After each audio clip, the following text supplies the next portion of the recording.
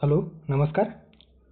Combine पूर्वपरीक्षा 2024च्या अनुषंगाने आपण आपल्या या द MPSC क्लासमेट या यूट्यूब चॅनलवर जे पूर्वपरीक्षा प्रश्नपत्रिका विश्लेषण सिरीज बघत आहोत.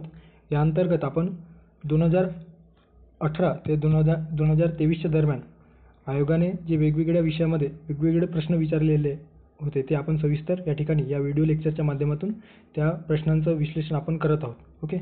याआधी आपण राज्यशास्त्र अर्थात पॉलिटी या विषयातील जे काही प्रश्न 2023 ते 2018 ते 2023मध्ये जे विचारलेले होते त्या प्रश्नांचं सविस्तर विश्लेषण आपण या यूट्यूब चॅनलच्या माध्यमातून केलेलं आहे. ओके. आणि त्या संदर्भात जी काही व्हिडिओची जी काही प्लेलिस्ट आहे ते देखील आपण तयार केलेले आहे. ते जाऊन तुम्ही चेकआउट करू शकता. ओके. सो आपल्या चॅनलवर त्याची प्लेलिस्ट देखील दिलेली आहे. हवी तर मी या व्हिडिओच्या डिस्क्रिप्शन बॉक्समध्ये सुद्धा ते अवेलेबल करून देणार आहे. ओके. सो या व्हिडिओत आपण 2020मध्ये अर्थशास्त्र या विषयांतर्गत जे प्रश्न आयोगाने विचारलेले होते ते आपण सविस्तर डिस्कस करूया. याआधी आपण 2018 आणि 2019 या वर्षी आयोगाने जे अर्थशास्त्र या विषयांतर्गत जे प्रश्न विचारलेले होते ते आपण सविस्तर डिस्कस केलेलं आहे. ओके. सो त्या व्हिडिओ सिरीजची किंवा त्या लेक्चरची देखील वेगळी प्लेलिस्ट बनवलेली आहे. ओके. सो ते नक्की बघा. एकंदरीत प्रश्न कशा पद्धतीने विचारतो आहे, प्रश्नामध्ये कोणत्या टॉपिकला महत्त्व जास्त प्रमाणात आयोग देताना दिसतो आहे ते सविस्तर तुम्हाला कळेल. आणि त्या पद्धतीने आपला जो अभ्यासाचा अप्रोच आहे तो असला तर जास्तीत जास्त स्कोर करण्यास it will very helpful for us. Okay. So सुरू करूयात. आता पहिला जो प्रश्न आहे तो आपल्याला हरित क्रांती संदर्भाने प्रश्न दिसून येतो. ओके. सो हरित क्रांतीनंतर डॅश डॅश हे सर्वात जास्त उत्पादन वाढ दर्शविणारे प्रमुख अन्नधान्य पीक आहे अशा पद्धतीने या ठिकाणी प्रश्न विचारलेला आहे. ओके. पर्याय दिलेला आहे. पर्याय 1 मध्ये तांदूळ, 2 बाजरी, 3 मका आणि 4 गहू. आता कृषी क्षेत्रामध्ये तंत्रज्ञानाच्या सहाय्याने आणि वेगवेगळ्या नवीन संकरित बी बियाणांच्या सहाय्याने जास्तीत जास्त उत्पादन घडवून आणण्याचा जो काही प्रोसेस आहे, सो त्या कृषी उत्पादनात वाढ करण्यासाठी जी क्रांती घडून आली, सो त्याच क्रांतीला आपण हरित क्रांती या नावाने संबोधतो आहोत. ओके. जागतिक स्तरावर जर विचार केला तर जागतिक स्तरावर अशा पद्धतीचे हरित क्रांतीच्या संकल्पनेला जन्म देणारे जे व्यक्ती होते त्यांचं नाव काय आहे तर नॉर्मन बोरलॉग. ओके. सो 1960च्या दशकात विशेषतः 1960मध्ये नॉर्मन बोरलॉग यांनी जे काही अमेरिकेचे जे काही कृषीतज्ञ आहे त्यांनी या हरित क्रांती संदर्भाने जे काही बी बियाणे असतील त्यामध्ये संशोधन करून वेगवेगळ्या संकरित बियाणांची जी काही मॉडिफिकेशन आहे ते तयार केलेले आहे. आणि त्या माध्यमातून आपल्या देशामध्ये जास्तीत जास्त उत्पादन मिळवण्यासाठी कशा पद्धतीने नवीन जे काही कृषी क्षेत्रावर आलेली क्रांती आहे ते सहाय्यभूत ठरतो आहे अशा पद्धतीने त्यांनी जी काही संकल्पना आहे ते जगासमोर आणलेली होती. ओके. त्याच अनुषंगाने जेव्हा भारत स्वतंत्र झाल्याच्या नंतर आपल्याला काय दिसून येतो तर आपल्या देशामध्ये स्कॅर्सिटी प्रचंड प्रमाणामध्ये होते. भूकमरी असेल, त्यानंतर अन्न बरोबर मिळत नव्हते. ओके. सो एक वेळचा लाल बहादूर शास्त्रींनी यांनी तर असं म्हटलेलं होतं की तुम्ही एक वेळचा अन्नाचा त्याग देखील करा अशा पद्धतीने त्यांनी म्हणजे ते मंत्र देखील दिलेला होता की अन्नधान्याची जी काही स्कॅर्सिटी आहे ते दूर करण्यासाठी आपण एक वेळचा जेवणाचा त्याग करायला हवा. आणि त्याच वेळेस अशा पद्धतीने आपला जो काही कृषी क्षेत्रामध्ये जो काही अन्नधान्याचा वाटा आहे तो कशा पद्धतीने वाढेल या संदर्भाने आपल्या भारतीय जे काही नेते होते किंवा जे काही तज्ज्ञ व्यक्ती होते त्यांच्यामध्ये चर्चा सुरू होती. आणि तशातच आपल्या भारताचे जे काही कृषी तज्ज्ञ होते MS Swaminathan. So MS Swaminathan यांच्या अध्यक्षतेखाली किंवा यांच्या नेतृत्वाखाली एक टीम नॉर्मन बोरलॉग यांना भेटण्यासाठी गेलेली होती. त्यांच्याकडून कशा पद्धतीने कृषी क्षेत्रामध्ये बदल घडवून जास्तीत जास्त उत्पादन करता येईल त्या संदर्भात सविस्तर माहिती किंवा सविस्तर अध्ययन करून भारतामध्ये आल्याच्या नंतर त्यांनी भारतीय जे काही कृषी पद्धती होती त्याच्यामध्ये बदल घडवून आणण्यास सुरुवात केली. ओके. सो भारतीय हरित क्रांतीची जी काही सुरुवात आहे ते 1965 या वर्षी खऱ्या अर्थानं झाल्याचे आपल्याला दिसून येतो. आता सर्वात आधी जी काही गव्हाचे जे उत्पादन आहे त्याच्यामध्ये वाढ घडवून आणण्यासाठी जी काही मेक्सिकन डॉर्फ नावाची जी प्रजाती होती त्या मेक्सिकन डॉर्फ नावाची जी काही गव्हाची प्रजाती होती त्याला आपल्या देशामध्ये जो काही गहू आपण उत्पादन घेत होतो त्याच्याशी संकरित घडवून, ओके, ज्याच्यामध्ये लर्मा रोझो 64A आणि सोनोरा 64A अशा 2 प्रजाती आपल्याला दिसून येतात. ओके. सो या प्रजातींच्या आपल्या गव्हाच्या जातीशी म्युटेशन घडवून आपण त्याचं जे काही ते जे बिया होते, ओके, ते जे काही संकरित बियाणे होते ते आपण आपल्या भारतीय जे काही कृषी क्षेत्र आहे त्याच्यामध्ये लावलेले होते आणि त्याच्यातून आपल्याला प्रचंड प्रमाणामध्ये उत्पादन वाढण्यास मदत देखील मिळालेली होती. ओके. सो हरित क्रांती आणि हरित क्रांतीमुळे भारतीय शेती उत्पादनामध्ये आपल्याला विशेषतः गहू आणि तांदूळ या पिकांच्या प्रति हेक्टर उत्पादनामध्ये प्रचंड वाढ झाल्याचे दिसून येतो आहे. आणि एकंदरीत जो काही आपण सुरुवातीला कृषी जे काही हरित क्रांतीच्या आधी वेगवेगळ्या देशांवर अन्नधान्यासाठी विसंबून होतो तो जो काही भार आहे तो कमी होण्यास सुरुवात झाली. ओके.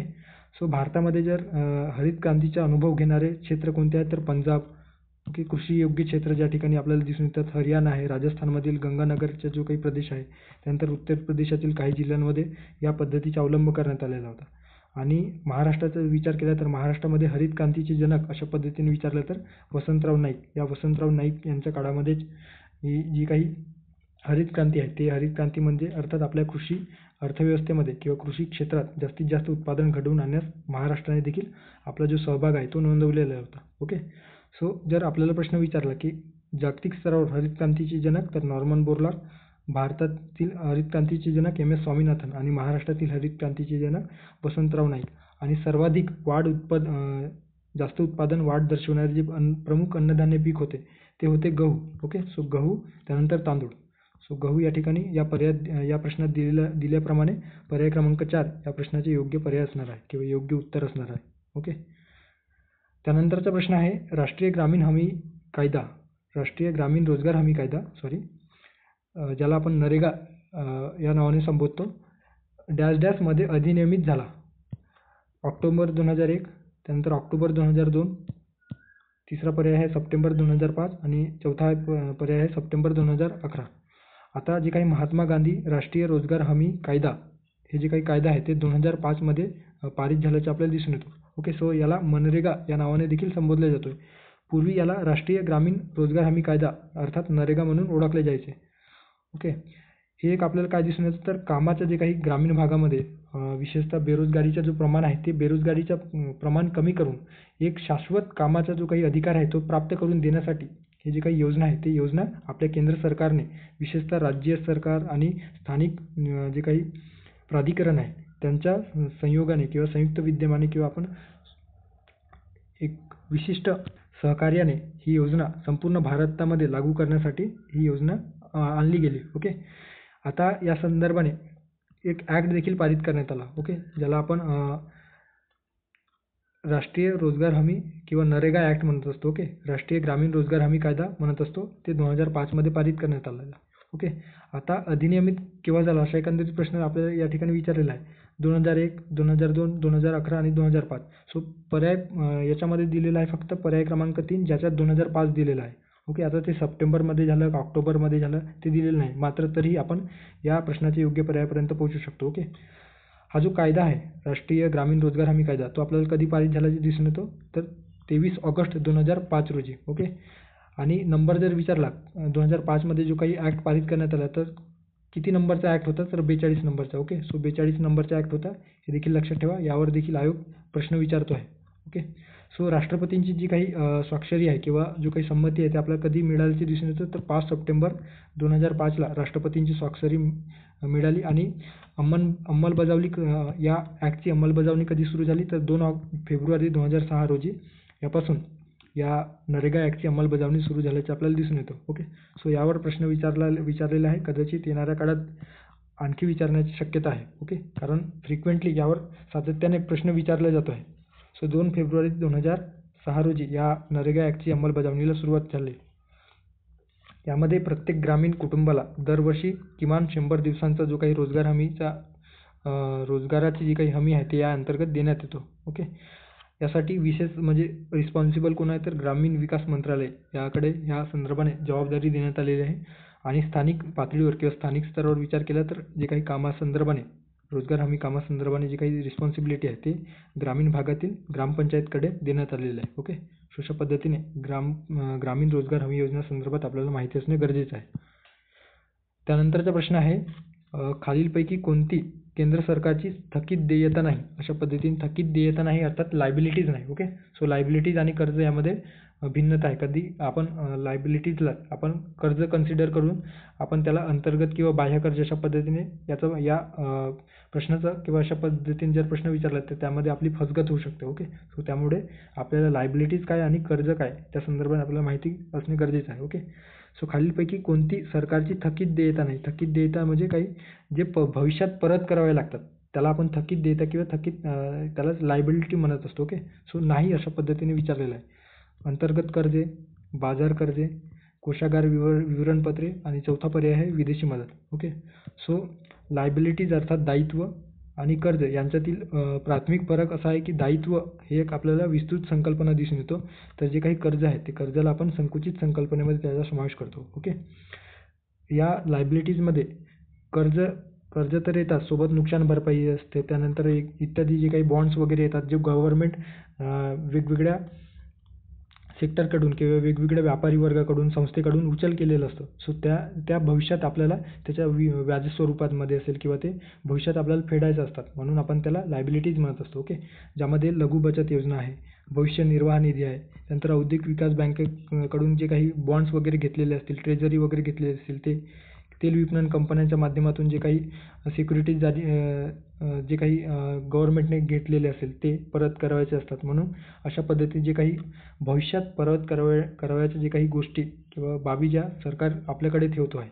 ओके, सो त्याला आपण लायबिलिटीज म्हणत असतो. ओके, आता कर्जामध्ये दोन प्रकारचे कर्ज दिसून येतात. एक अंतर्गत कर्ज, ज्यामध्ये अंतर्गत आपल्या देशामध्ये वेगवेगळ्या व्यापारी वर्ग असू शकतो किंवा मोठ्या उद्योगपतींकडून घेतलेला कर्ज असू शकतो.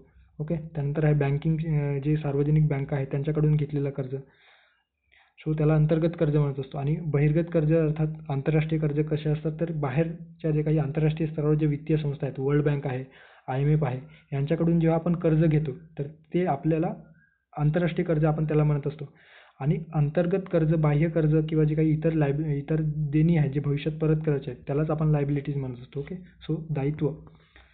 आता जे काही या ठिकाणी थकीत देयता नाही आणि भविष्यात परत करावयास आपण रिस्पॉन्सिबल नसणार आहे. ओके, सो यामध्ये अंतर्गत कर्ज आपल्याला परत करावं लागतो, त्यामुळे ते आहे. बाजार कर्ज देखील आपण परत करत असतो. आणि कोषागार विवरणपत्रे जे सरकारकडे असते आणि त्या कोषागार विवरणपत्राच्या माध्यमातून अर्थात बॉन्ड स्वरूपाचा तो एक विवरणपत्रे असते आणि त्या माध्यमातून सरकार वेगवेगळ्या संस्थेकडून कर्जाची उचल करत असतो आणि त्या पद्धतीने किंवा फंड गोळा करत असतो आणि त्याचा वापर सोशल आणि वेलफेअर योजनांसाठी करत असतो. ओके, आणि भविष्यात ते परत करायचे असतात. सो याचा समावेश देखील आपण या थकीत देयतेत करू शकतो. मात्र जे काही विदेशी मदत आहे, आता विदेशी कर्ज दिलेलं नाही. ओके, त्यामुळे या ठिकाणी जर विदेशी कर्ज किंवा आंतरराष्ट्रीय कर्ज असतात तर आपण त्याचा समावेश या थकीत देयतेत केलो असतो. मात्र विदेशी मदत आपल्याला परत करावा लागत नाही आणि म्हणूनच त्याचा समावेश आपण या थकीत देयतेत करत नाही. ओके, सो पर्याय क्रमांक 4 या प्रश्नाचे योग्य आन्सर असणार आहे. ओके, सो ऑलवेज लक्षात ठेवा, जो काही अंतर्गत कर्ज आहे तो बहिर्गत कर्जापेक्षा सर्वाधिक असतो आणि अंतर्गत दायित्व हे बहिर्गत दायित्वापेक्षा सर्वाधिक असतो. ओके, सो ते एक जे काही फॅक्च्युअल इन्फॉर्मेशन आहे ते लक्षात ठेवा. कदाचित आयोग यावर प्रश्न विचारला तर आपल्याला योग्य पद्धतीने योग्य पर्यायापर्यंत पोहोचता येईल. त्यानंतरचा प्रश्न आहे 14वा वित्त आयोगाने राजकोषीय जबाबदारी आणि अंदाजपत्रक व्यवस्थापन अर्थात FRBM कायद्याला खालीलपैकी कोणता पर्याय सुचवलेला आहे, अशा पद्धतीने या ठिकाणी प्रश्न विचारलेला आहे. ओके, सो वित्तीय एकत्रीकरण निधी, त्यानंतरचा प्रश्न आहे वित्तीय तूट, त्यानंतर आहे महसुली आणि कर्ज व्यवस्थापन, त्यानंतर आहे कर्ज मर्यादा आणि वित्तीय जबाबदारी कायदा. ओके, सो भारताचा 14वा वित्त आयोग कधी गठीत झालेला होता तर 2 जानेवारी 2013 रोजी या 14व्या वित्त आयोगाची स्थापना करण्यात आलेली होती. अर्थात कलम 280 नुसार. ओके, सो कलम 280 नुसार या वित्त आयोगाची स्थापना राष्ट्रपती करत असतात. सो 2013 मध्ये जे काही RBIचे माजी गव्हर्नर होते YV Reddy, so YV Reddy यांच्या अध्यक्षतेखाली 14वा वित्त आयोग गठीत करण्यात आलेले होते. याचे सदस्य देखील लक्षात ठेवा, सुषमा नाथ, त्यानंतर M गोविंदराव, अभिजित सेन आणि सुदीप्तो मुंडल आणि AN झा. ओके, अजय नारायण झा असे हे या 14व्या वित्त आयोगाचे सदस्य होते. यांनी जो काही शिफारस केलेला होता त्या शिफारशीनुसार 24 फेब्रुवारी 2015ला गव्हर्नमेंटने त्या शिफारशी स्वीकारल्या, ज्यामध्ये राज्यांचा जो वाटा आहे तो 42% करण्याचा किंवा 42% वाढवण्याची शिफारस यांनी केलेलं होतं. ओके, सो एकूण जो काही कर महसूल गोळा होतो त्यातील जो काही कराचा वाटा आहे त्यापैकी 42% कर महसूल राज्यांमध्ये वाटून देण्यासंदर्भात जी काही शिफारस आहे ते या 14व्या वित्त आयोगाने केलेली होती. त्यापूर्वी 13व्या वित्त आयोगाने 32% केलेलं होतं. ओके, सो 32% 13व्या वित्त आयोगानुसार आणि 14व्या वित्त आयोगानुसार त्यामध्ये 10% वाढ करण्यात आली आणि 42% वाटा असायला पाहिजे अशा पद्धतीने या 14व्या वित्त आयोगाने शिफारस केलेली होती. ओके, आणि 15व्या वित्त आयोगाने विचारलं तर 15वा वित्त आयोग जे एन.के. सिंग यांच्या अध्यक्षतेखाली स्थापन करण्यात आले, ज्यामध्ये 41% वाटा राज्यांकडे असायला पाहिजे एकूण कर महसुलातील अशा पद्धतीने त्यांनी शिफारस केलेली होती. ओके, सोबतच यांनी ज्या काही शिफारसी केलेल्या होत्या त्याच्यामध्ये काय तर FRBM कायद्यात सुधारणा करून सुधारणा करून जे आपण बदलू शकतो आहोत किंवा जे काही तुटीच्या संकल्पना असतील किंवा वेगवेगळे जे काही आपल्यावर जोखमीचे जे काही स्वरूप आहे ते स्वरूप स्पष्ट करून, ओके, अर्थव्यवस्थेतील जे काही जोखमीचे स्वरूप स्पष्ट करून त्यामध्ये FRBM ॲक्टमध्ये बदल करायला हवं. अन्यथा किंवा जे काही FRBM ॲक्ट आहे किंवा जो काही राजकोषीय जबाबदारी आणि अंदाजपत्रक व्यवस्थापन कायदा आहे त्याला कर्ज मर्यादा आणि वित्तीय उत्तरदायित्व कायद्यात विलीन करा अशा पद्धतीने शिफारस केलेली होती. ओके, सो कर्ज मर्यादा आणि वित्तीय जबाबदारी कायदा यामध्ये विलीन करण्याची शिफारस या 14व्या वित्त आयोगाने केलेली होती. ओके, सो या ठिकाणी कोणता पर्याय सुचवलेला होता असा प्रश्न आहे. सो पर्याय क्रमांक 4 या ठिकाणी योग्य पर्याय असणार आहे. ओके, आता काय कोणत्या क्रायटेरिया वापरलेल्या होत्या या 14व्या वित्त आयोगाने ते दिलेलं आहे. असंच हे इतकं इम्पॉर्टंट नाही. सध्या जी काही 15व्या वित्त आयोगासंदर्भात जी काही आकडेवारी आहे ते खूप महत्त्वाचं आहे. ओके, आणि आता लेटेस्टमध्ये जी काही 16वा वित्त आयोग अरविंद पनगारे यांच्या अध्यक्षतेखाली स्थापन करण्यात आली, त्याचे जे काही स्ट्रक्चर आहे ते आपल्यासाठी आपल्या येणाऱ्या काळामध्ये खूप महत्त्वाचं असणार आहे. त्यानंतरचा प्रश्न आहे, भारत हा जगातील सर्वात मोठा डॅश डॅश उत्पादक देश आहे अशा पद्धतीने प्रश्न विचारलेला आहे. ताग, लोह, सिमेंट आणि चौथा पर्याय आहे साखर. आता अतिशय फॅक्च्युअल जे काही प्रश्न आहे ते आपल्याला दिसून येतो. सो ताग उत्पादनात भारत हा जगात प्रथम स्थानी असल्याचे आपल्याला दिसून येत आहे. ओके, सो ताग उत्पादनामध्ये भारत जगात प्रथम स्थानी आहे. सो या प्रश्नाचे योग्य पर्याय असणार आहे ताग. आता पश्चिम बंगाल हा भारतातील सर्वात मोठा जूट उत्पादन किंवा जूट उत्पादक राज्य आहे. ओके, भारताचा जर विचार केला भारतामध्ये कोणत्या राज्यात सर्वाधिक जूट अर्थात ताग उत्पादन केला जातो तर पश्चिम बंगाल. फॅक्च्युअल जे काही इन्फॉर्मेशन आहे ते बघूयात. भारत हा जगातील सर्वात मोठा जूट उत्पादक देश आहे. ओके, सो ताग उत्पादक देश आहे. जवळपास 60% एकूण जे काही उत्पादन आहे जगामध्ये त्याच्यापैकी 60% जे काही उत्पादन आहे ते एकट्या आपल्या भारतामध्ये होतं आहे. ओके, आता या ठिकाणी पर्याय साखर दिलेला आहे. जर अलीकडे विचारात घेतलं तर 2023-24चा विचार केला तर लक्षात ठेवा साखर उत्पादनासह भारत हा जगातील सर्वात मोठा साखर उत्पादक देश दिलेला आहे. ओके, सो 34 या ठिकाणी आकडेवारी दिलेली आहे. सो या आकडेवारीच्या जी काही दिलेलं आहे त्याच्यासोबत भारत जगातील सर्वात मोठा साखर उत्पादक देश बनलेला आहे. ओके, त्यानंतर आहे ब्राझील, थायलंड, चीन. ब्राझीलने आणि कॉफीच्या उत्पादनामध्ये जर विचारलं की सर्वात मोठा कॉफी उत्पादक देश कोणता आहे तर ब्राझील आहे. जवळपास 150 वर्ष झाले या ब्राझीलला. एकट्या ब्राझीलमध्ये कॉफीचे जे उत्पादन आहे त्या कॉफी उत्पादनामध्ये ब्राझील हा नेहमी अग्रेसर राहिलेला आहे. ओके, पहिले स्थान जे काही आहे ते आपले कायम ठेवलेलं आहे. त्यानंतर आहे चहाच्या उत्पादनात विचारलं की चहाचं उत्पादन सर्वाधिक कोणत्या देशामध्ये होतं ते लक्षात ठेवा.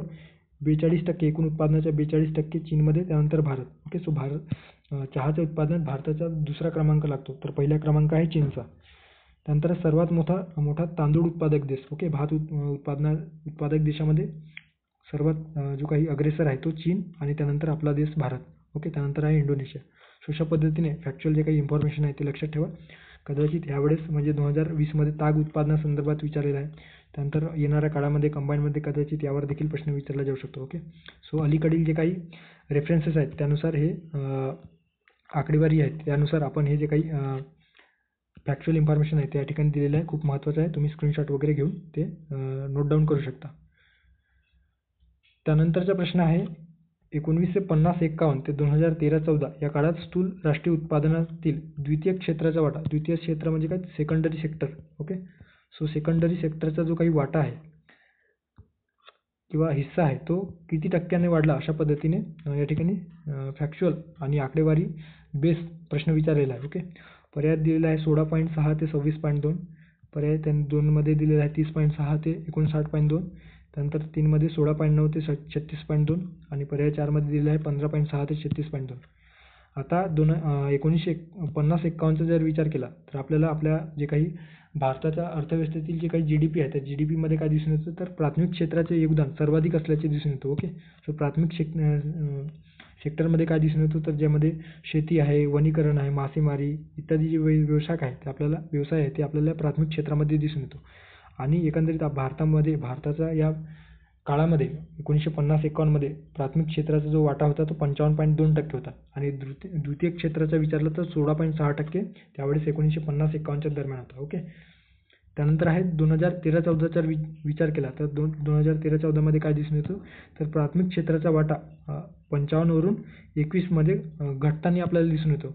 सो अनुक्रमे जर प्राथमिक क्षेत्र आणि द्वितीय क्षेत्राचा वाटा आहे तर अनुक्रमे प्राथमिक क्षेत्राचा वाटा जो आहे तो कमी होताना दिसतो आणि द्वितीय क्षेत्राचा वाटा आहे ते 1950-51 ते 2013-14चा जो कालावधी आहे त्यामध्ये वाढताना दिसून येतो आहे. ओके, सो द्वितीय क्षेत्राचा वाटा आपल्याला 26.2% इतका असल्याचे दिसून येतो, म्हणजेच वाढल्याचे आपल्याला दिसून येतो आणि तृतीय क्षेत्राचा वाटा सर्वाधिक म्हणजे 52.6% या कालावधीमध्ये आपल्याला दिसून येत आहे. ओके, सो 1950-51 ते 2013-14 या काळात स्थूल देशांतर्गत उत्पादनामध्ये स्थूल राष्ट्रीय उत्पादनात द्वितीय क्षेत्राचा वाटा कसा होता तर 16.6 ते 26.2. ओके, सो पर्याय क्रमांक पहिला एक या ठिकाणी योग्य पर्याय असणार आहे. अलीकडच्या कंटेक्स्टमध्ये विचारला तर 2022 मध्ये, कारण आता आपण जे आकडेवारी बघतो तर याच्यामध्ये जे प्रश्न बघतो आहोत त्याच्यामध्ये आकडेवारी साधारणतः 2 वर्ष आधीचे विचारले जात आहे. ओके, सो लक्षात ठेवा 2 वर्ष आधीची आकडेवारी माहिती असणे अपेक्षित आहे. समजा 24 मध्ये एक्झाम होणार असेल तर 21-22 किंवा 22-23ची आकडेवारी आपल्याला माहिती असणे गरजेचं आहे. ओके, सो त्या अनुषंगाने 2022 मध्ये जे काही भारताच्या GDP मध्ये जे काही विविध क्षेत्रांचे योगदान होते त्यामध्ये काय दिसून येतं आपल्याला तर प्राथमिक क्षेत्राचे योगदान 21.82%. ओके, आता जर आपण बघितलं की 2013 ते 14 तर त्याच्यामध्ये जो काही प्राथमिक क्षेत्राचा वाटा आहे तो अनुक्रमे कमी होताना आपल्याला दिसून येत होता. मात्र 2020-21 जे काही कोविडचा जो काही उद्रेक आहे त्या कोविडच्या उद्रेकमध्ये फक्त एकच सेक्टर होतं त्यावेळेस म्हणजे जे सक्रिय होते आणि ते होते कृषी क्षेत्र आणि म्हणूनच जो काही वाटा आहे तो GDP मध्ये वाढल्याचे दिसून येतो. अन्यथा 12, 15 त्यानंतर 20च्या दरम्यान हे जे काही प्राथमिक क्षेत्राचा GDP मधील वाटा आहे तो आपल्याला दिसून येत आहे.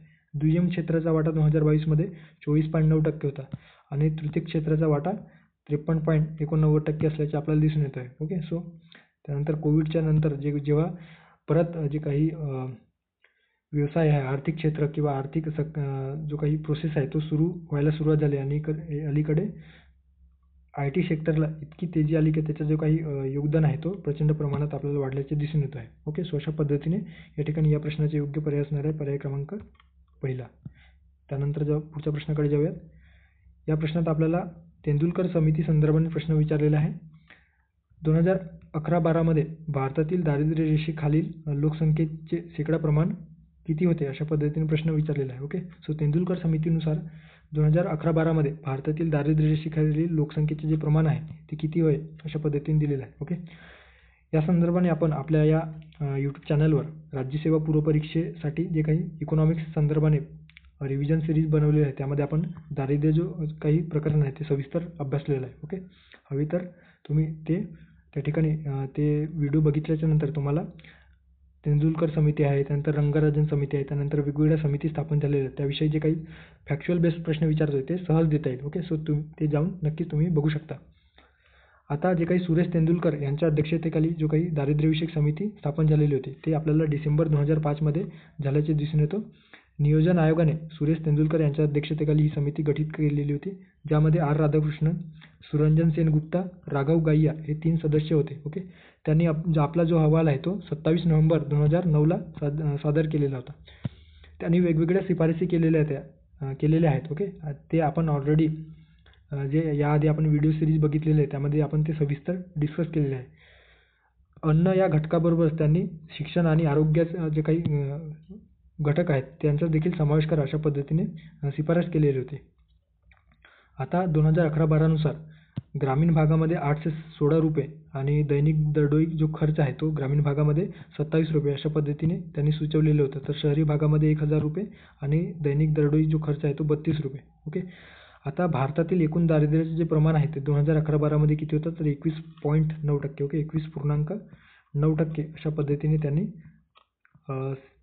जे काही आकडेवारी आहे ते प्रसिद्ध केलेलं होतं. ओके, सो या प्रश्नाचे योग्य पर्याय असणार आहे 21.9 पर्याय क्रमांक पहिला.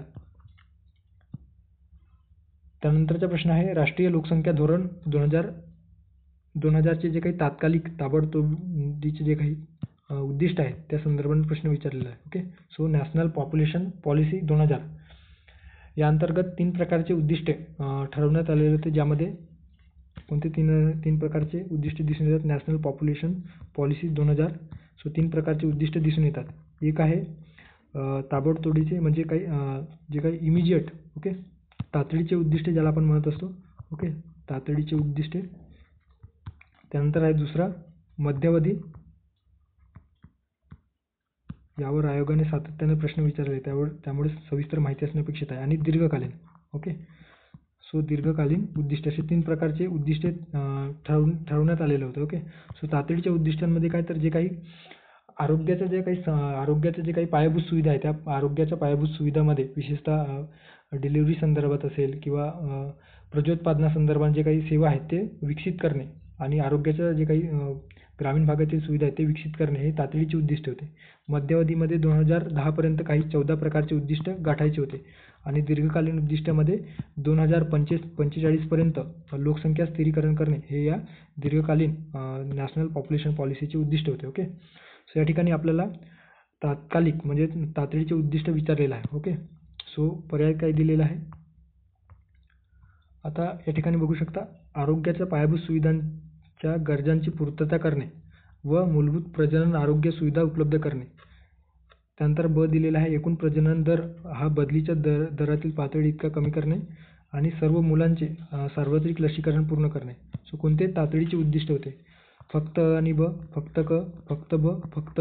ओके, सो या ठिकाणी बघू शकता जे काही तात्कालिक उद्दिष्ट होते. ओके, म्हणजे तातडीचे जे उद्दिष्ट होते त्याच्यामध्ये मूलभूत पुनरुत्पादक आणि बाल आरोग्य सेवेसाठी एकात्मक सेवा प्रदान करणे, ज्यामध्ये गर्भनिरोधक आरोग्याच्या सेवामध्ये जे काही पायाभूत सुविधा आहेत त्यांचा विकास करणे, आरोग्य कर्मचाऱ्यांना अपूर्ण गरजा पूर्ण करण्यासाठी मदत करणे, अशा पद्धतीची जी काही धोरण आहे ते या पॉलिसीनुसार तातडीचे उद्दिष्ट म्हणून समाविष्ट करण्यात आलेले होते. ओके, सो आपल्या पर्यायात दिलेला आहे जे विधान दिलेलं आहे ते विधान या ठिकाणी योग्य असणार आहे. ओके, सो फक्त हे या प्रश्नाचे योग्य पर्याय असणार आहे पर्याय क्रमांक 4. आता मध्यावधी जे काही उद्दिष्ट आहे त्यामध्ये काय दिसून येतं तर ते 2010 पर्यंत साध्य करायचे होते आणि असे 14 प्रकारचे उद्दिष्ट आपल्याला दिसून येतो आहे, ज्यात मूलभूत पुनरुत्पादन व बाल आरोग्य सेवांची अपूर्ण गरजा पूर्णपणे भागविणे. त्यानंतर आहे या ठिकाणी जे सर्व मुलांचे सार्वत्रिक लसीकरण आहे ते देखील दिलेले आहे. बालकांचे सार्वत्रिक लसीकरण पूर्ण करणे, मुलींच्या उशिरा विवाहाला प्रोत्साहन देणे. ओके, एकूण प्रजनन दर आहे ते प्रजनन दर नियंत्रित करणे, 1000 जिवंत जन्मामागे अर्भक मृत्यूचे जे प्रमाण आहे ते 30च्या खाली आणणे, माता मृत्यू दराचे जे प्रमाण आहे ते देखील कमी करणे अशा पद्धतीने. ओके, सो माता मृत्यू दराचे जे प्रमाण आहे ते प्रति 1 लाख जिवंत मातांमागे 100च्या खाली आणणे अशा पद्धतीने जे उद्दिष्ट आहे ते दिलेलं आहे ते तुम्ही नंतर वाचू शकता. सो हे उद्दिष्ट ठरवलेले होते. ओके, सो या प्रश्नाचे योग्य पर्याय असणार आहे पर्याय क्रमांक 4 फक्त. त्यानंतरचा प्रश्न आहे खालीलपैकी कोणत्या महत्त्वाच्या तत्वावर आधारित विश्व व्यापार संघटनेचा करार आहे? ओके, सो WTO अंतर्गत विचारलेला प्रश्न दिसून येतो. पर्याय दिलेला आहे भेदभाव नाही, सर्वात अनुकूल राष्ट्र, तिसरा आहे राष्ट्रीय वागणूक आणि चौथा आहे वरीलपैकी एकही नाही. ओके, सो जेव्हा आपण WTO अंतर्गत करार बघतो आणि जेव्हा WTOच्या आधी जो काही गॅट करार अस्तित्वात आलेला होता तर सो त्या गॅट कराराअंतर्गत काही 5 प्रकारची तत्व ठरवण्यात आलेले होते. त्या तत्वासंदर्भाने जे पुढे WTO अस्तित्वात आल्याच्यानंतर कॅरी फॉरवर्ड झालेलं आहे. ओके, या संदर्भाने देखील आपण WTO संदर्भाने आपली जे काही अर्थशास्त्र रिव्हिजन सिरीज आहे त्यामध्ये डिस्कस केलेलं आहे. ओके, यामध्ये 5 प्रकारचे तत्व दिसून येतात. कोणकोणती तत्व? पहिला आहे भेदभाव न करणे, दुसरा आहे परस्पर सलोखा राखणे. ओके, जे काही परस्पर आंतरराष्ट्रीय व्यापार करताना परस्पर देशांमध्ये सलोखा प्रस्थापित करणे. तिसरा आहे बंधनकारक आणि अंमलबजावणी करण्यायोग्य वचनबद्धता पाळणे, म्हणजे WTOने एखाद्या वस्तूच्या उत्पादनासंदर्भात, त्यानंतर आहे त्या वस्तूच्या आयात निर्यात संदर्भात जी काही बंधन घातलेली असेल ते योग्य पद्धतीने फॉलो करणे. त्यानंतर आहे पारदर्शकता, जो काही आंतरराष्ट्रीय व्यापार आहे एक देशातून दुसऱ्या देशामध्ये जो काही आंतरराष्ट्रीय व्यापार केला जातो आहे त्या संदर्भाने पारदर्शकता आणणे. चौथा आहे सुरक्षितता, जी काही मूल्य आहेत ते जपणे अशा पद्धतीचे जे काही तत्व आहे ते दिलेलं होतं. ओके, सो त्या तत्व संदर्भाने या ठिकाणी विचारलेलं आहे. सो या ठिकाणी भेदभाव न करणे हे या WTOचे प्रमुख तत्व आपल्याला दिसून येतं. ओके, सो महत्त्वाच्या तत्वाचा विचार केला तर भेदभाव न करणे. सो पर्याय क्रमांक पहिला भेदभाव नाही अशा पद्धतीने 1 नंबरचा जो पर्याय आहे तो या ठिकाणी योग्य पर्याय आहे असं आपण म्हणू शकतो. त्यानंतरचा प्रश्न आहे खालील विधाने विचारात घ्या. आता यात काय दिलेलं आहे की आपल्याला चुकीचे विधान फाइंड आउट करायचं आहे. ओके, सो चुकीचे विधान कोणते आहे ते बघायचं आहे.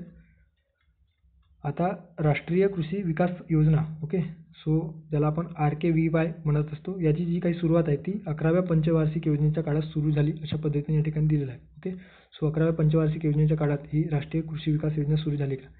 त्यानंतर आहे ब स्टेटमेंट काय दिलेलं आहे, समकालिक, ओके, समकालिक अर्थात इंटिग्रेटेड एकत्रित फलोद्यान विकास उपक्रम 12व्या पंचवार्षिक योजनेच्या काळात, ओके, सो 12व्या पंचवार्षिक योजनेच्या काळात सुरू केला गेला. आणि तिसरा विधान दिलेला आहे राष्ट्रीय सुरक्षा उपक्रम, okay, national food security mission सन 2009-10 मध्ये सुरू करण्यात आला. ओके, सो राष्ट्रीय अन्न सुरक्षा कार्यक्रम 2009-10 मध्ये सुरू करण्यात आले का. सो कुठले चुकीचे आहे, कोणते विधान चुकीचे आहे असं या ठिकाणी दिलेलं आहे. ओके, आता एक्सप्लेनेशन बघूयात. जे काही राष्ट्रीय कृषी विकास योजना आहे ज्याला आपण RKVY म्हणत असतो, त्याची सुरुवात आपल्याला 2007 ते 8 जो काही 2007-8 वर्ष आहे त्यामध्ये राष्ट्रीय कृषी विकास योजना आहे ते सुरू करण्यात आलेलं आहे. ओके, एकंदरीत कृषी आणि जे काही कृषी संदर्भाने संलग्नित क्षेत्र आहे त्याचे पुनरुज्जीवन करण्यासाठी आणि शेतकऱ्यांचे जे काही प्रयत्न आहेत त्यांना बळकट करण्यासाठी आणि जोखीम कमी करणे, ओके, शेती उत्पादनासंदर्भात ज्या काही जोखीम आहे ते कमी करण्यासाठी आणि शेती व्यवसायाला प्रोत्साहन देण्यासाठी या राष्ट्रीय कृषी विकास योजनेची सुरुवात करण्यात आली. ओके, सो 2007-8 मध्ये. आणि अविधानामध्ये दिलेलं आहे 11व्या पंचवार्षिक योजना. आता आपल्याला 11व्या पंचवार्षिक योजनेचा कालावधी किती होता ते आपल्याला माहिती असणे गरजेचे आहे. ओके, सो 2007 ते 2012, ओके, सो 2007 ते 2012 हा एकंदरीत 11व्या पंचवार्षिक योजनेचा जो काही कालावधी आहे तो दिसून येतो. त्यामुळे जे स्टेटमेंट आहे ते या ठिकाणी बरोबर आहे, कारण 2007-8 हे 11व्या पंचवार्षिक योजनेच्या कालावधीमध्ये आपल्याला दिसून येतो. त्यानंतर आहे राष्ट्रीय अन्न सुरक्षा अभियान, okay, national food security mission. So ही एक केंद्र पुरस्कृत योजना दिसून येते आणि याची जी काही सुरुवात आहे ती 2 ऑक्टोबर लक्षात ठेवा 2 ऑक्टोबर 2007 रोजी सुरू करण्यात आलेली आहे. ओके, एकंदरीत देशातील जो काही अन्नधान्याच्या जे काही समस्या आहेत किंवा व्हल्नरेबल सेक्शन्सला जो काही अन्नधान्य व्यवस्थित न्यूट्रिशन जो प्राप्त होत नाही, तर अशा वेळेस त्यांना न्यूट्रिशन प्राप्त करून देण्यासंदर्भात किंवा जे काही अन्नधान्याचे जे तुटवडा आहे ते पूर्ण करण्यासाठी ही जी काही नॅशनल फूड सिक्युरिटी मिशन आहे ते सुरू करण्यात आलेले आहे. ओके, सो 2007 मध्ये सुरू करण्यात आलेले आहे. आता स्टेटमेंटमध्ये दिलेलं आहे की हा जो काही उपक्रम आहे तो 2009-10 मध्ये सुरू करण्यात आले. सो स्टेटमेंट आहे हे या ठिकाणी चुकीचं आहे असं आपण म्हणू शकतो. ओके, त्यानंतर आहे एकात्मिक फलोद्यान विकास अभियान. ओके, सो जे काही एकात्मिक फलोद्यान विकास अभियान आहे हा जी काही सर्वांगीण विकासासाठी 2014-15 पासून सो एकात्मिक फलोद्यान विकास अभियान जे आहे ज्याला MIDH, okay, mission on India's development of floriculture अशा पद्धतीने त्याला इंग्लिशमध्ये संबोधलं जातं. सो ही एक केंद्र पुरस्कृत योजना आपल्याला दिसून येत आहे. या अंतर्गत फलोद्यान क्षेत्रामध्ये सर्वांगीण विकासासाठी केंद्राद्वारे ही योजना सुरू करण्यात आलेली आहे. ओके, ज्यात फळे आहे, भाजीपाला आहे, मूळ आणि कंदमूळ पिके, त्यानंतर मशरूम आहे, मसाले, वेगवेगळ्या फुलं आहे, सुगंधी वनस्पती आहे, नारळ, काजू, कोको, बांबूच्या यांच्या उत्पादनामध्ये वाढ घडवून आणणे हे या उपक्रमाचे प्रमुख उद्देश होते. ओके, सो या ठिकाणी 12व्या पंचवार्षिक योजनेमध्ये सुरू करण्यात आली का. सो याचा जो काही कालावधी आहे 2014-15. ओके, सो 12व्या पंचवार्षिक योजनेचा जो कालावधी आपल्याला दिसून येतो 2012 ते 2017. ओके, सो 2012 ते 2017. सो एकंदरीत 12व्या पंचवार्षिक योजनेच्या काळात ही योजना सुरू झाल्याचे दिसून येतं. सो आणि ब या ठिकाणी बरोबर आहे, मात्र जे स्टेटमेंट आहे ते चुकीचे असल्या कारणानं आपल्याला चुकीचं विचारलेलं आहे. त्यामुळे पर्याय क्रमांक 3 या ठिकाणी अयोग्य किंवा चुकीचं स्टेटमेंट आहे. त्यानंतरचा प्रश्न आहे सन 2018-19 मध्ये भारतातील निर्यात उत्पन्नात डॅश या क्षेत्राचा हिस्सा सर्वाधिक आहे असा एकंदरीत प्रश्न विचारलेला आहे. ओके, ताग वस्तू, दुसरा आहे तयार कपडे, तिसरा आहे अभियांत्रिकी वस्तू आणि चौथा आहे रत्न व दागिने. ओके, सो 2018 ते 19च्या संदर्भाने प्रश्न विचारलेला आहे. ओके, मी मागेच म्हणजे आता आपण बोलताना सांगितलं की कमीत कमी जेव्हा आपण ज्या वर्षी परीक्षा होणार असेल त्याच्या 2 वर्षाआधी जो काही अर्थसंकल्प असेल किंवा आर्थिक सर्वेक्षण असेल त्या संदर्भात जी काही महत्त्वाची आकडेवारी आहे ते तितकं तरी आपण केलेलं कधीही योग्य. ओके, सो या ठिकाणी 2020मध्ये 2018-19च्या संदर्भाने आकडेवारीवर प्रश्न विचारलेला आहे. ओके, सो या ठिकाणी अभियांत्रिकी वस्तू सर्वाधिक या अभियांत्रिकी वस्तूच्या निर्यातीमध्ये वाटा आपल्याला सर्वाधिक दिसून येत होता. ओके, आता आपल्याला अलीकडच्या कंटेक्स्टमध्ये विचार करायचा आहे की 2022-23मध्ये निर्यातीत कोणत्या वस्तूंच्या उत्पादनामध्ये कोणत्या वस्तूंच्या निर्यातीमध्ये सर्वाधिक वाटा आपल्याला दिसून येतोय. ओके, सो वाणिज्य आणि उद्योग मंत्रालयाद्वारे जी काही आकडेवारी प्रसिद्ध करण्यात आलेली होती ज्यामध्ये आयात निर्याती संदर्भाने उल्लेख केलेला होता त्याच्यात काय दिसून येतं तर निर्यातीचा नवा विक्रम अशा पद्धतीने निर्यातीमध्ये 13.9% वाढ झालेला आहे. ओके, 2021-22च्या तुलनेत 2022-23मध्ये 13.9% इतके वाढ झाल्याचे या वाणिज्य आणि उद्योग मंत्रालयाने स्पष्ट केलेलं आहे. ओके, आता भारतातील जे काही निर्यातीतील देशांचा जो वाटा आहे त्यामध्ये काय दिसून येतं तर भारत सर्वाधिक निर्यात USAला करतो. त्यानंतर दुसऱ्या क्रमांकावर आहे UAE, तिसऱ्या स्थानावर आहे नेदरलँड, चौथ्या स्थानावर आहे चीन, 5व्या स्थानावर आहे सिंगापूर. ओके, सो लक्षात ठेवा पहिले 3 क्रमांक लक्षात ठेवा अमेरिका, UAE आणि नेदरलँड 2022-23च्या कंटेक्स्टमध्ये. आणि जर आयात करणारा म्हणजे कोणत्या देशातून आपण सर्वाधिक आयात करतो असा प्रश्न आला तर सध्या अलीकडे 2022-23च्याच विचारलेला आहे. म्हणजे ते त्यावरून लक्षात ठेवा सर्वाधिक आयात आपण सध्या संयुक्त राज्य अमेरिका ओके सो USA कडून करतो आहोत. ओके, कदाचित त्या ठिकाणी चीन असण्याची म्हणजे चीन असं कन्फ्युजन होण्याची शक्यता आहे. ओके, सो लक्षात ठेवा जर आपल्याला विचारला की 2022-23मध्ये कोणत्या देशातून आपण सर्वाधिक आयात केलेलो आहे सो या ठिकाणी संयुक्त राज्य अमेरिका म्हणजे USA, त्यानंतर दुसऱ्या क्रमांकावर चीन आहे, तिसऱ्या स्थानी UAE ओके संयुक्त अरब अमिरात, त्यानंतर चौथ्या स्थानी आहे सौदी अरेबिया आणि 5व्या स्थानी आहे रशिया. ओके, सो 3 क्रमांक लक्षात ठेवा संयुक्त राज्य अमेरिका म्हणजे USA, त्यानंतर आहे चीन, त्यानंतर UAE ओके संयुक्त अरब अमिरात. आणि कोणत्या वस्तूची निर्यात आपण सर्वाधिक केलेलं आहे. ओके, सो इलेक्ट्रॉनिक वस्तू अर्थात अभियांत्रिकी वस्तूची निर्यात आपण सर्वाधिक केलेलं आहे. सो लक्षात ठेवा अभियांत्रिकी वस्तू त्यानंतर पेट्रोलियम उत्पादने यांचा समावेश होतो आहे. सो पर्याय क्रमांक 3 या ठिकाणी या प्रश्नाचे योग्य पर्याय आहे असं आपण म्हणू शकतो. त्यानंतरचा प्रश्न आहे खालीलपैकी कोणता एक भारत निर्माण कार्यक्रमाचा भाग नाही अशा पद्धतीने या ठिकाणी प्रश्न विचारलेला आहे. ओके, सो जे काही भारत निर्माण जो कार्यक्रम आहे जो विशेषतः 2005-06 मध्ये सुरू करण्यात आलेले होते सो त्या अंतर्गत जे काही वेगवेगळे प्रकल्प आहेत ते हाती घेण्यात आलेले होते, वेगवेगळे धोरण हाती घेण्यात आलेले होते. सो त्याचा कोणता भाग नाही आहे किंवा कुठला या प्रकल्पाचा किंवा या योजनेचा भाग नाही अशा पद्धतीने प्रश्न विचारलेला आहे.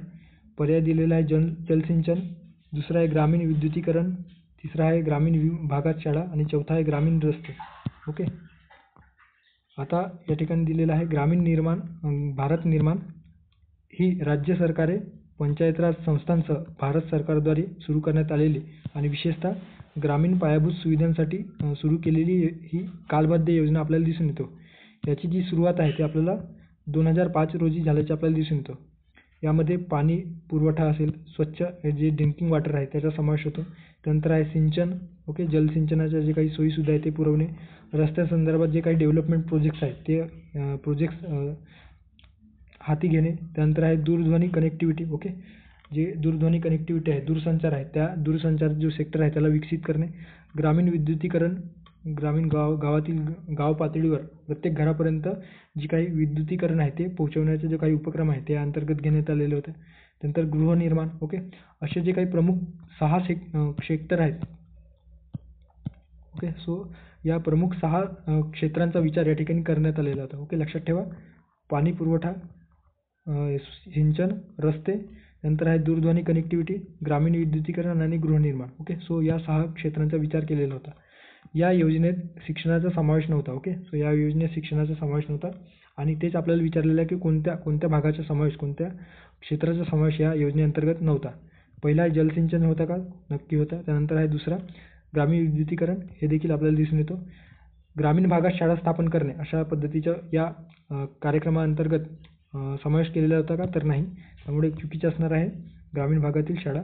आणि ग्रामीण रस्त्यांचा समावेश या उपक्रमाअंतर्गत हाती घेण्यात आलेला होता. ओके, ग्रामीण भागामध्ये रस्ते तयार करण्यासंदर्भाने जे काही योजना आहेत ते या योजनेअंतर्गत सुरू करण्यात आलेलं होतं. ओके, सो पर्याय क्रमांक 3 या योजनेचा किंवा या भारत निर्माण कार्यक्रमाचा भाग नसणार आहे. ओके, त्यानंतरचा पुढचा प्रश्न आहे पेमेंट बँकेसंदर्भात प्रश्न विचारलेला आहे. ओके, जे काही आपण PYQ बॅच आहे त्याच्यामध्ये आपण सविस्तर ते PYQ संदर्भाने प्रश्न फ्रेम करून क्विज फॉर्मॅटमध्ये आपल्या टेलिग्राम चॅनलवर दिलेले होते. ओके, सो ऑलरेडी आपण जे काही यूट्यूबवर जे फ्री ऑफ कॉस्ट ते व्हिडिओ बघतो आहोत, ज्यामध्ये आपण PYQ संदर्भाने जे काही क्विज पोस्ट केलेलं आहे आणि त्याचे विश्लेषण बघतो, त्यामध्ये हे ऑलरेडी अर्थशास्त्र या सेक्शनमध्ये दिलेलं आहे. ओके, सो या ठिकाणी पेमेंट बँक संदर्भाने आपण बघूयात. आता पेमेंट बँक्स जे काही पेमेंट बँक आहेत त्या पेमेंट बँकेची प्रमुख वैशिष्ट्ये डॅश डॅश ही आहेत. या संदर्भाने योग्य विधान निवडा अशा पद्धतीने या ठिकाणी प्रश्न दिलेला आहे. ओके, काय आहे? अ स्टेटमेंट आहे प्रति व्यक्ती 1 लाख रुपयेपर्यंत ठेवी स्वीकारणे. ब स्टेटमेंट आहे ATM आणि डेबिट कार्ड देण्याची परवानगी. क स्टेटमेंट आहे ATM कार्ड देण्याची परवानगी. आणि ड स्टेटमेंट आहे कोणत्याही स्वरूपाचा कर्ज देता येणार नाही. ओके, सो कुठले स्टेटमेंट बरोबर आहे? 1 लाख रुपयेपर्यंत ठेवी स्वीकारणे आहे का? त्यानंतर ATM कार्ड आणि डेबिट कार्ड देण्याची परवानगी पेमेंट बँकांना देण्यात येतो का? ATM कार्ड देण्याची परवानगी आणि कोणत्याही स्वरूपात कर्ज देता येणार नाही. ओके, सो आता पेमेंट बँकेची जी काही वैशिष्ट्य आहे ते बघूयात. आता पेमेंट बँक हे जे काही इतर बँका आहेत त्याचप्रमाणे कार्य करतो, मात्र जो काही क्रेडिट रिस्क आहे त्या क्रेडिट रिस्कमध्ये त्यांचा समावेश नसतो. ओके, थोडक्यात जे काही रेग्युलर बँक्स आहेत, जे नॅशनलाइज बँक आहे, जे व्यापारी बँक आहे, त्याच्यापेक्षा काही सोयी सवलती त्यांना प्राप्त झालेल्या असतात, मात्र त्यांना शेड्यूल बँकेचा दर्जा दिलेला नसतो. ओके, सो या अंतर्गत जे बहुतेक बँकिंगप्रमाणेच ते कामकाज करत असतात, परंतु त्यांना कर्ज देण्याचा अधिकार नसतो. ओके, सो ते क्रेडिट देऊ शकत नाही. सो ते कुठल्याही प्रकारचे क्रेडिट देऊ शकत नाही किंवा क्रेडिट कार्ड जारी करू शकत नाही. अर्थात क्रेडिट देऊ शकत नाही म्हणजे कर्ज देऊ शकत नाही, तर क्रेडिट कार्ड कशा जारी करू शकतो? ओके, ऑफकोर्स ते जारी करू शकत नाही. ओके, सो कर्ज देऊ शकत नाही आणि क्रेडिट कार्ड जारी करू शकत नाही. त्यानंतर डिमांड डिपॉझिट जो आहे तो 1 लाख रुपयेपर्यंत ते स्वीकारू शकतात. ओके, 1 लाख रुपयाच्या पलीकडे ते स्वीकारू शकत नाही. त्यानंतर रेमिटन्स सेवा असेल, मोबाईल पेमेंट्स असेल, ट्रान्सफर असेल, मोबाईल रिचार्ज वगैरे आपण बघतो आहोत, त्याचा समावेश या अंतर्गत केला जातो आहे. ओके, त्याची जी काही सोयी सुविधा आहे ते या पेमेंट बँकेच्या माध्यमातून दिल्या जातो आहे. ATM आणि डेबिट कार्ड नेट बँकेची सुविधा देऊ शकतो. त्यानंतर थर्ड पार्टीला फंड ट्रान्सफर संदर्भात जे काही सुविधा आहे, सोयी आहे ते प्रोव्हाइड केल्या जाऊ शकतो. 2013 मध्ये या संदर्भाने पेमेंट बँक संदर्भाने जे काही नचिकेत मोर समिती गठीत करण्यात आलेली होती. सो या नचिकेत मोर समितीने जो काही लघु उद्योग आणि अल्प उत्पन्न कुटुंबासाठी ही वित्तीय समायोजक अशी समिती होती.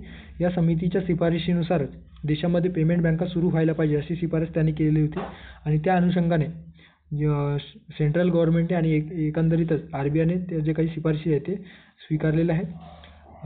2014 मध्ये जानेवारी 2014 मध्ये त्यांनी आपला अहवाल दिला आणि RBIने त्या पद्धतीने 2016 मध्ये पहिल्यांदा पेमेंट बँक सुरू करण्याचा निर्णय घेण्यात आला आणि पहिली पेमेंट बँक 11 एप्रिल 2016 रोजी एअरटेल पेमेंट्स बँक ही भारतातील पहिली पेमेंट बँक म्हणून सुरू करण्यात आली. ओके, सो लक्षात ठेवा ही पेमेंट बँक पहिली पेमेंट बँक आहे. Okay, Airtel payment bank.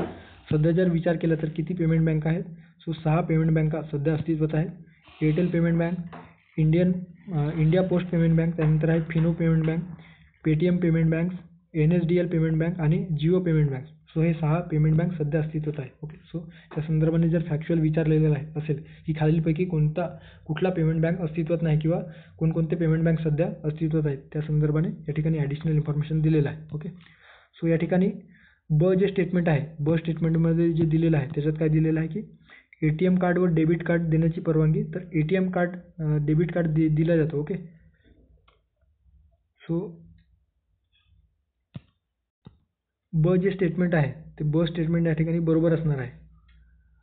आता प्रति व्यक्ती 1 लाख रुपये. सो प्रति व्यक्ती 1 लाख रुपयेपर्यंत ठेवी स्वीकारला जातो आणि ATM कार्ड देण्याची परवानगी. सो अ, ब, क या ठिकाणी योग्य पर्याय असणार आहे.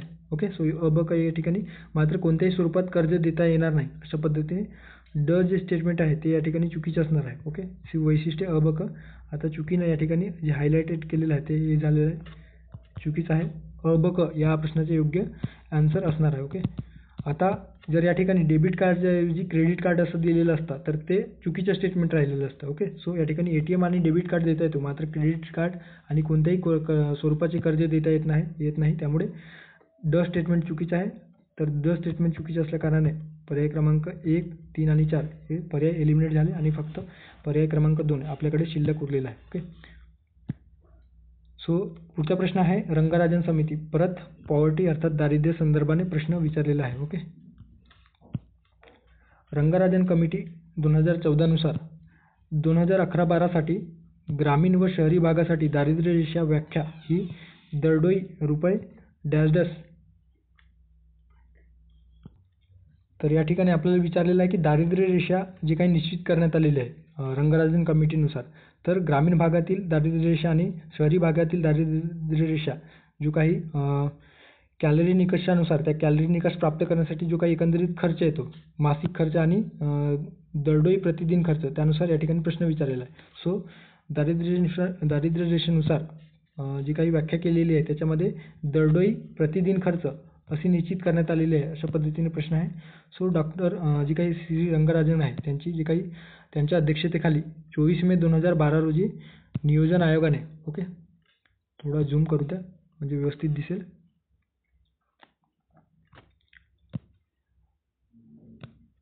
आता या ठिकाणी 2012 मध्ये 24 मे 2012ला नियोजन आयोगाद्वारे सी रंगराजन यांच्या अध्यक्षतेखाली दारिद्र्यविषयक समिती गठीत करण्यात आली. यामध्ये सदस्य डॉक्टर महेंद्र देव, डॉक्टर के सुंदरम, डॉक्टर महेश व्यास आणि डॉक्टर LK दत्ता हे असल्याचे आपल्याला दिसून येतो. यांनी जो काही अहवाल आहे तो 30 जून 2014 रोजी सादर केल्याचे आपल्याला दिसून येतो. त्यामध्ये यांनी काय सुचवलेलं आहे तर दारिद्र्याच्या टोपलीमध्ये अन्न या घटकाबरोबर 4 आवश्यक घटकाचा समावेश करा अशा पद्धतीने दिलेलं आहे. कोणते 4 घटक?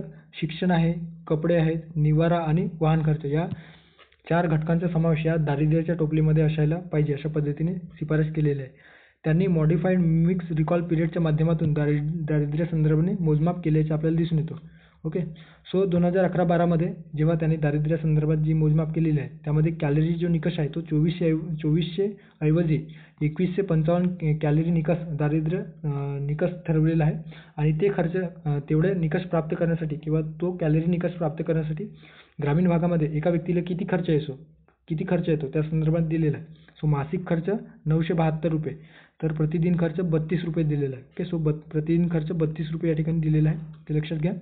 आणि शहरी भागामध्ये जर विचारलं की शहरी भागामध्ये किती खर्च दिलेला आहे कॅलरी निकष, तर 2090 कॅलरी निकष प्राप्त करण्यासाठी मासिक खर्च 1407 रुपये, तर प्रतिदिन जो खर्च आहे तो 47 रुपये. सो प्रतिदिन खर्च ग्रामीण भागामध्ये 32 रुपये आणि शहरी भागामध्ये 47 रुपये. सो 32 आणि 47 हे आपल्या या प्रश्नाचे योग्य पर्याय असणार आहे. ओके, सो पर्याय क्रमांक पहिला या प्रश्नाचे योग्य आन्सर असणार आहे 32 आणि 47 रुपये प्रतिदिन. दरडोई जो खर्च आहे तो ग्रामीण आणि शहरी भागामध्ये दारिद्र्य रेषेच्या किंवा जी काही दारिद्र्य जो काही निकष ठरवलेले आहेत त्याच्यावर किंवा दारिद्र्याच्या समजा एवढे जे हा जो काही दारिद्र्य निकष ठरवलेला आहे त्यापेक्षा कमी खर्च होत असेल तर त्याला तो व्यक्ती दारिद्र्य रेषेच्या वर आहे असं आपण समजू. आणि त्या जो काही खर्च निकष ठरवलेला आहे त्याच्यापेक्षा जास्त खर्च होत असेल तर तो दारिद्र्य रेषेच्या वरत आहे अशा पद्धतीने आपण संबोधू, अशा पद्धतीने त्यांनी दिलेलं होतं. ओके, आणि भारतामध्ये जे काही दारिद्र्याचे प्रमाण आहे ते 29.5% अशा पद्धतीने 29.5% आहे असे जे काही प्रमाण आहे ते यांनी सुचवलेलं होतं. ओके, सर्वाधिक दारिद्र्य छत्तीसगडमध्ये आहे अशा पद्धतीने जी काही शिफारस आहे किंवा आपल्या अहवालात नमूद केलेलं होतं. ओके, सो पर्याय क्रमांक 1 या ठिकाणी योग्य पर्याय असणार आहे. त्यानंतरचा प्रश्न आहे ऑक्सफॅम अहवाल. ओके, अहवालासंदर्भाने आयोग प्रश्न विचारतो. ओके, इंडेसेस जे काही आहेत त्यावर दरवर्षी किमान एक प्रश्न तरी कंबाईनच्या पूर्वपरीक्षेत आपल्याला दिसून येतोय. सो ऑक्सफॅम अहवाल 2018 नुसार भारतातील सर्वात श्रीमंत 1% लोकांचा राष्ट्रीय उत्पन्नातील जो हिस्सा आहे, जो वाटा आहे तो किती टक्के आहे अशा पद्धतीने विचारलेला आहे.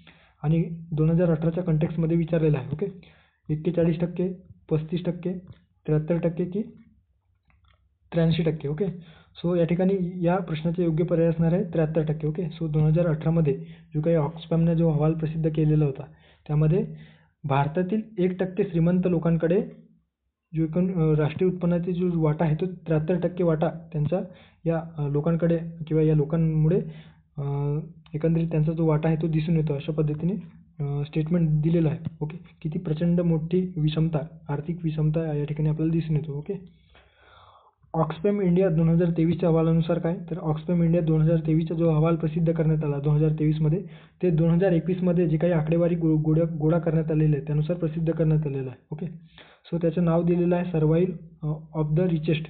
ओके, सो लक्षात ठेवा, त्या अहवालाला नाव देण्यात आलेलं आहे survival of the richest the India supplement.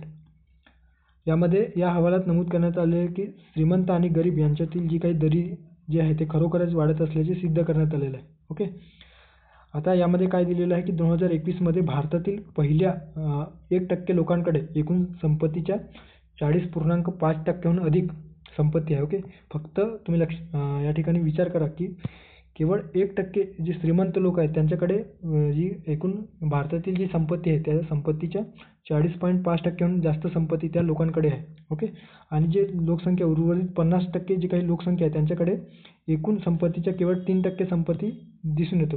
किती प्रचंड विरोधाभास आपल्याला ऑक्सफॅम अहवालात दिसून येतो आहे. ओके,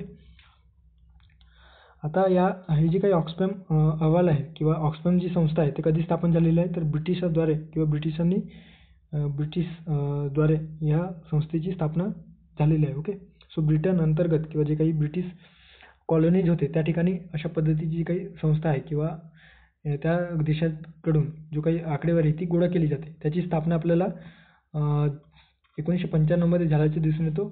आणि याचे जे काही मुख्यालय आहे ते मुख्यालय आपल्याला नैरोबी केनिया या ठिकाणी असल्याचे आपल्याला दिसून येतं. ओके, सो ऑक्सफॅम जो काही इंटरनॅशनल आहे तो ऑक्सफॅम इंटरनॅशनलचा जो काही मुख्यालय आहे तो नैरोबी केनिया आणि स्थापना कधी झालेली आहे तर 1995मध्ये. ओके, सो त्या संदर्भाने जर प्रश्न विचारला तर बेसिक इन्फॉर्मेशन माहिती असायला हवी. ओके, सो अशा पद्धतीने आपण 2023च्या संदर्भाने बघितलेलं आहे. सो असे आपण 15 प्रश्न जे 2020मध्ये अर्थशास्त्र या विषयाअंतर्गत कंबाईन पूर्वपरीक्षेत विचारलेले होते ते आपण सविस्तर डिस्कस केलेलं आहे. ओके, आय होप सो तुम्हाला हे व्हिडिओ लेक्चर आवडत असेल नक्की, आणि आवडत असेल तर जर चॅनलमध्ये नवीन नसाल तर चॅनलला सबस्क्राईब करा. नंतर या ठिकाणी जर या लेक्चरची जर PDF हवी असेल तर या टेलिग्राम चॅनलला व्हिजिट करा. त्या टेलिग्राम चॅनलची जी काही लिंक आहे ते या व्हिडिओच्या डिस्क्रिप्शन बॉक्समध्ये मी देतो आहे. ओके, सो भेटूया परत एकदा पुढच्या नवीन व्हिडिओमध्ये. तोपर्यंत थँक्यू, धन्यवाद.